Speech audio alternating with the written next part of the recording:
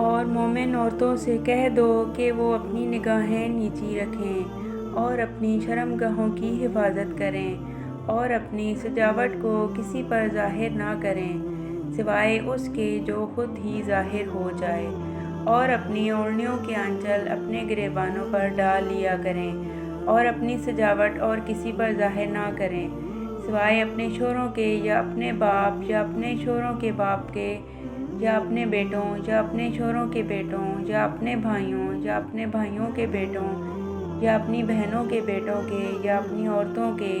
یا ان کے جو اپنے ہاتھوں کی ملکیت میں ہیں یا ان خدمت گزاروں کے جن کے دل میں کوئی تقاضا نہیں ہوتا یا ان بچوں کے جو ابھی عورتوں کے چھپے ہوئے حصوں سے آشنا نہیں ہوئے۔ اور مسلمان عورتوں کو چاہیے کہ وہ اپنے پاؤں زمین پر اس طرح نہ ماریں کہ انہوں نے جو زینت چھپا رکھی ہے وہ معلوم ہو جائے، اور اے مومنو تم سب اللہ کے سامنے توبہ کرو تاکہ تمہیں فلاح نصیب ہو۔